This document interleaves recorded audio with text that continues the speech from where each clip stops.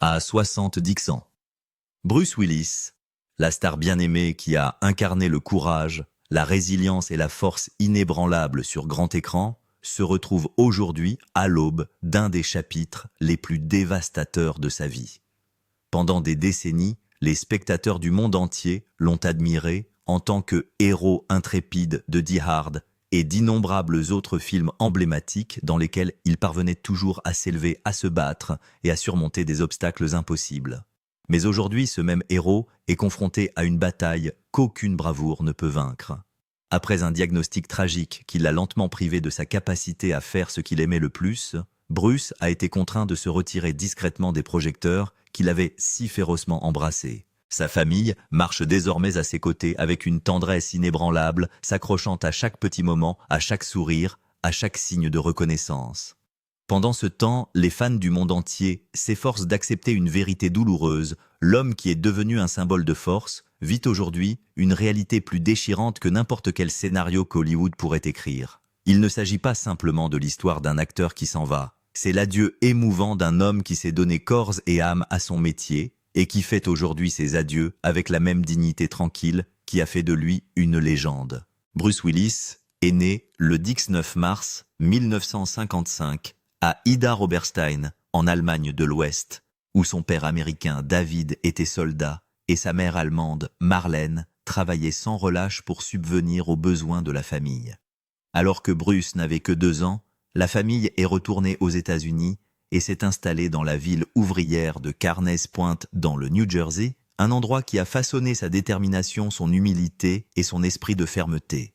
Son père travaille comme soudeur et mécanicien, tandis que sa mère trouve un emploi stable dans une banque locale. Pendant son enfance, Bruce a lutté contre un bégaiement si sévère que parler devant les autres lui semblait être une bataille quotidienne. Mais une chose extraordinaire s'est produite lorsqu'il a rejoint le club de théâtre de son école. Le bégaiement a disparu dès qu'il est monté sur scène. Le théâtre ne lui a pas seulement donné une voix, il lui a donné un but. Lorsqu'il est arrivé en dernière année de lycée, il était devenu président du conseil des élèves, faisant déjà preuve du charisme, de l'esprit d'initiative et de l'étincelle qui allait captiver des millions de personnes. Après avoir obtenu son diplôme, il est passé d'un emploi de col bleu à un autre. Il a gardé une centrale nucléaire, transporté des travailleurs dans une usine de produits chimiques et s'est même essayé au métier de détective privé.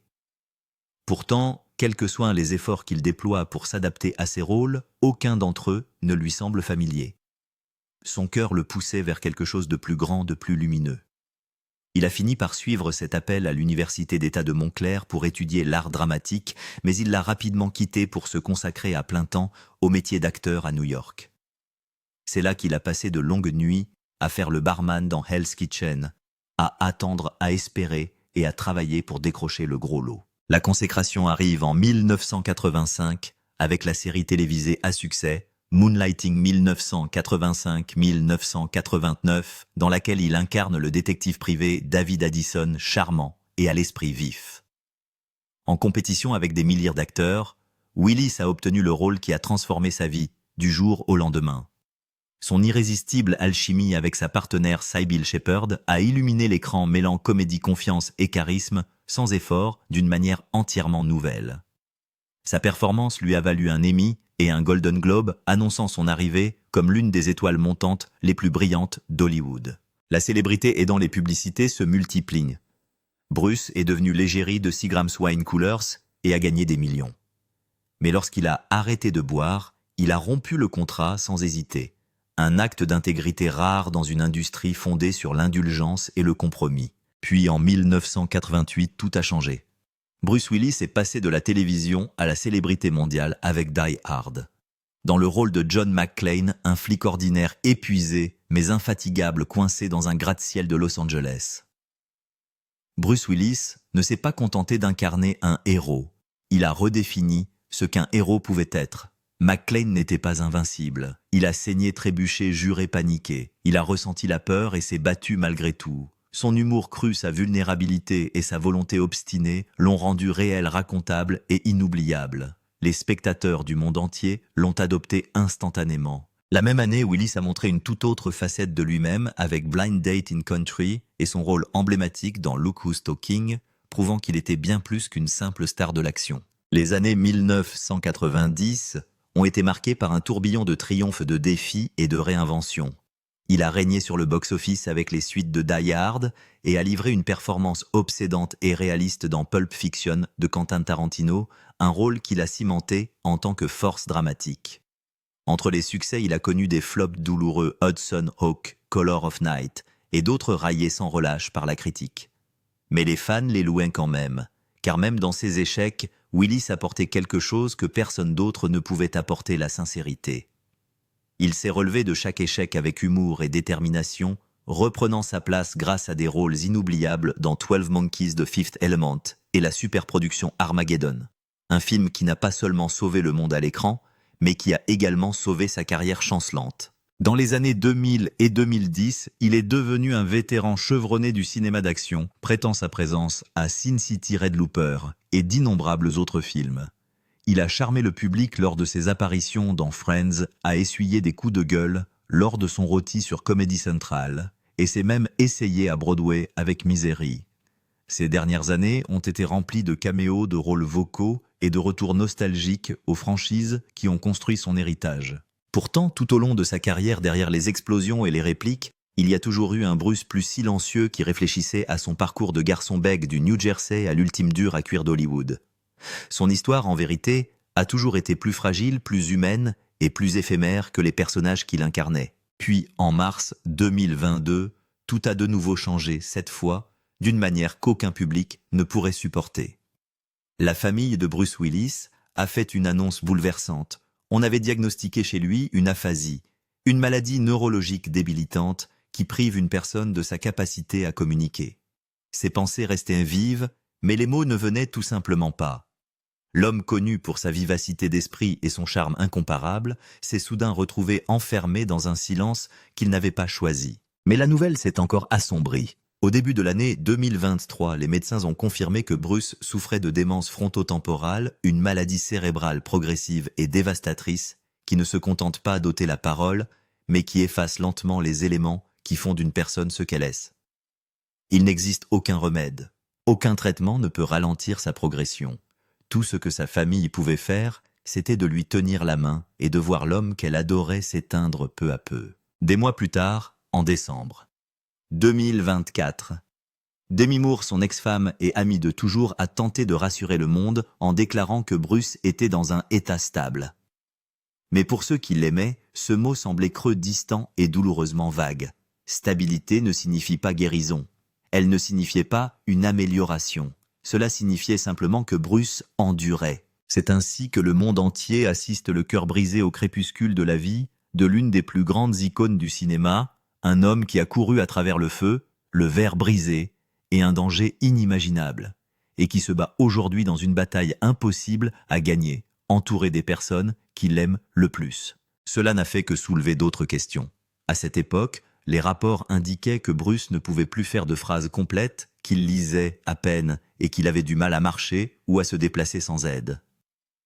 L'homme qui réalisait autrefois ses propres cascades au cinéma luttait désormais pour faire de simples pas. Sa femme Emma Heming Willis a avoué que le fait de voir son élocution s'estomper était terrifiant, d'autant plus qu'elle n'avait pas réalisé ce qui se passait au début. Bruce avait bégayé lorsqu'il était enfant, alors quand son élocution a commencé à changer, elle a pensé que c'était juste une vieille lutte qui reprenait.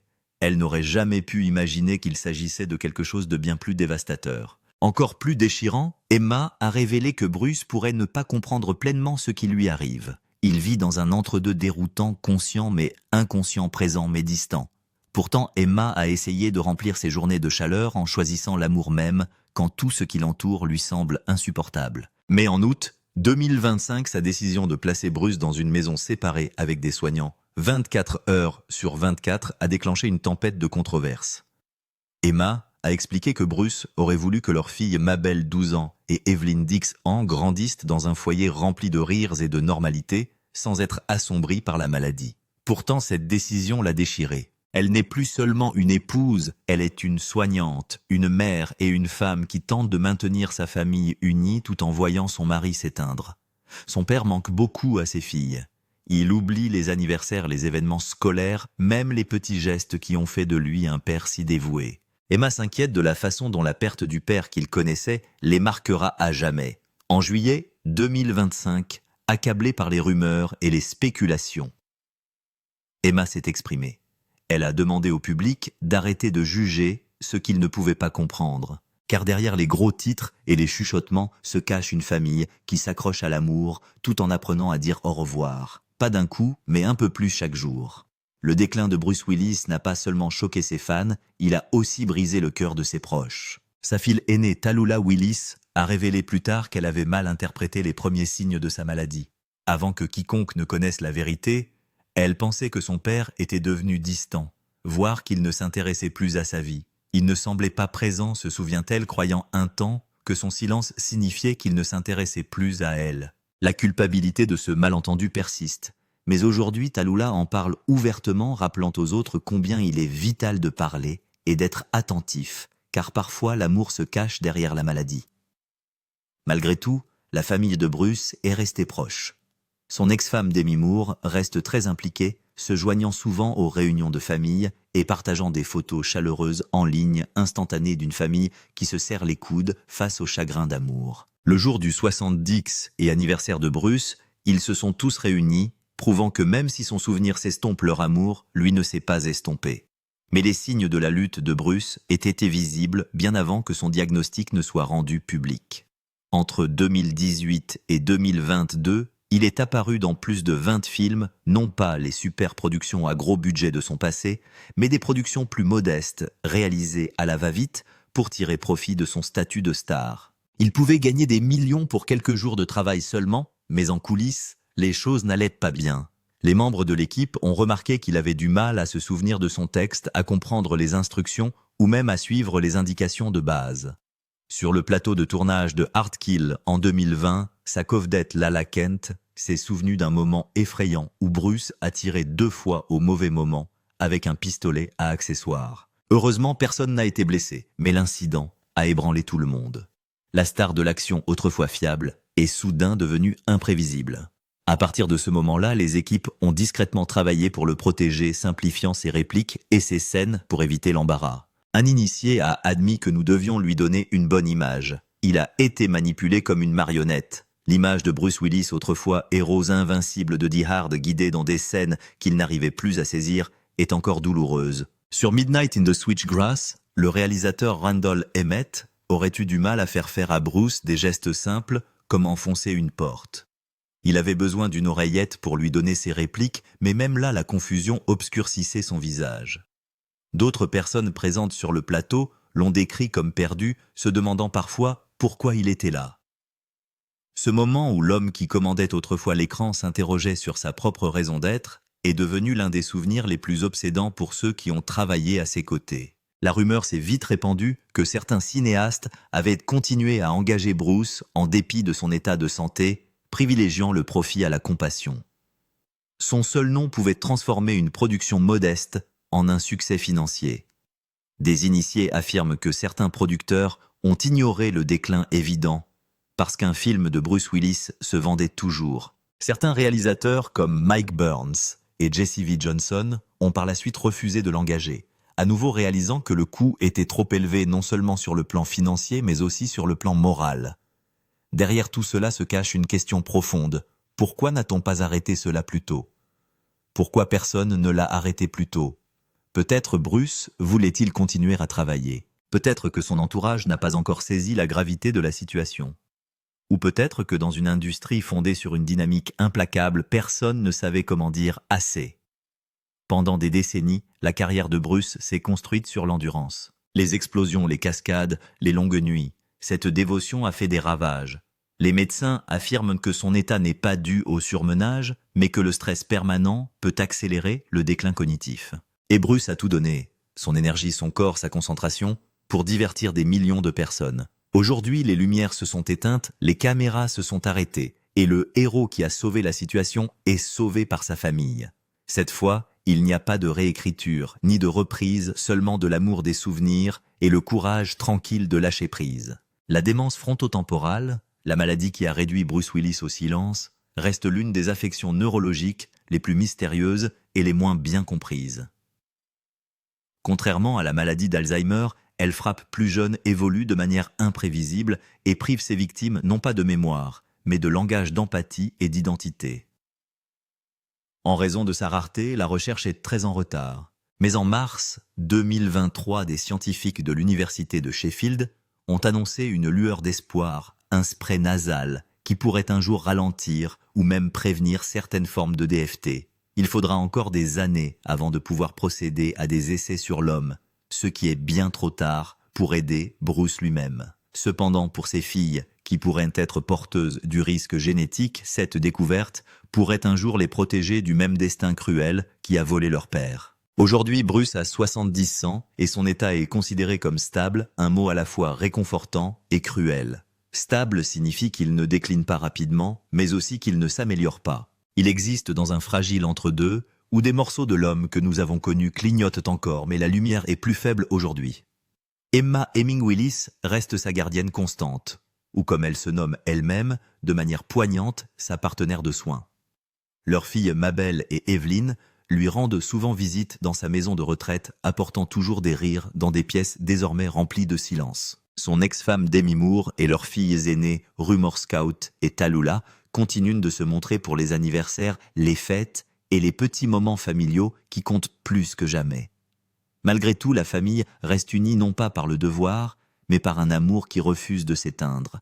Car derrière les gros titres et les ragots se cache une vérité que le monde ignore souvent. Ce n'est pas une histoire d'abandon, c'est une histoire d'endurance d'une femme qui concilie maternité et soins de fille, qui pleure un père encore physiquement présent, mais qui s'éloigne petit à petit, et d'une ex-femme qui aurait pu s'éloigner, mais qui ne l'a jamais fait.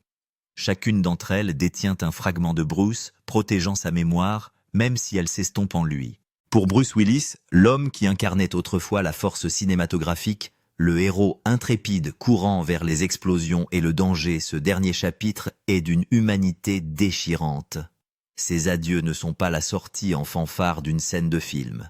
Il est lent, calme et d'une tendresse insoutenable. L'une après l'autre, ses capacités ont disparu. D'abord ses mots, puis sa compréhension, puis sa liberté physique. Ce qui reste, c'est quelque chose de pur et de fragile, l'amour qui l'entoure, les souvenirs qu'il nous a laissés et le courage de ceux qui s'occupent de lui chaque jour.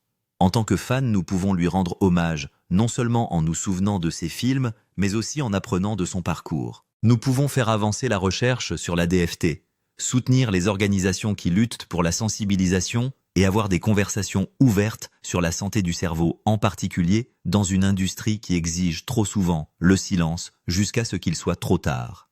Nous pouvons également demander des changements à Hollywood, de meilleures protections pour les acteurs vieillissants, des limites plus claires lorsque la santé est menacée et plus de compassion pour ceux qui luttent derrière les projecteurs de la caméra.